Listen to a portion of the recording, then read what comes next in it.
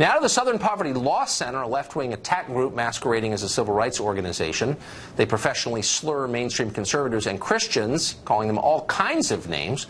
So you won't be surprised to learn, and by the way, names that are taken up by the rest of the press and reported as fact, you won't be surprised to learn that a Florida-based Christian missionary group named D. James Kennedy Ministries made their list of hate groups. Unlike so many that have been tarred this way, they are fighting back. They've sued the SPLC for defamation.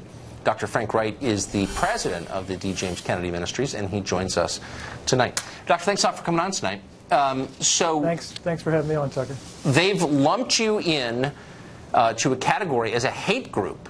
What effect has this had on your ministry?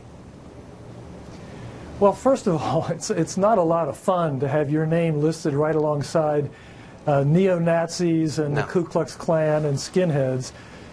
The effect is hard to measure. It lowers the confidence that donors have to support nonprofit organizations like ours. When they label us a hate group, we've even had some of our longtime donors call and say, "What's wrong with you guys? What happened to you?" We've had to explain that it's really just a label. It's a label that they use to try to silence your viewpoint.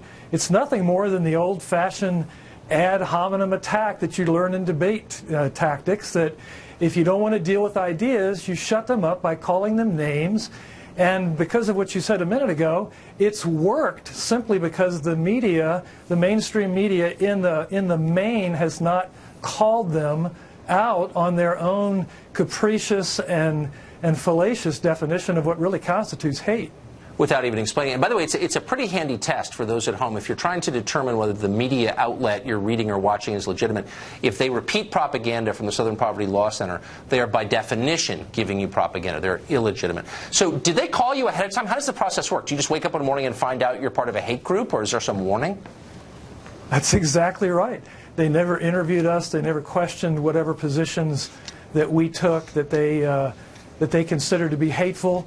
Just placed us on their list. And when all the violence took place in Charlottesville in recent times, all of a sudden all the same news media we're talking here decided it was time to publish the list of all the hate groups everywhere. And wouldn't you know it, we're #1 in Florida, according to them. And so, you know, Tucker, enough is enough. And when people are spreading lies that are ultimately damaging, when you're being categorized as a hate group simply because of your subscription to the historic Christian faith, enough is enough. So we decided to file suit. This is clearly David and Goliath, and we're not confused about which one we are. They have $300 million in offshore bank accounts, and we have somewhat less than that in ours. But there's a rightness about this. There's an unfairness about this, and so that's why we filed suit.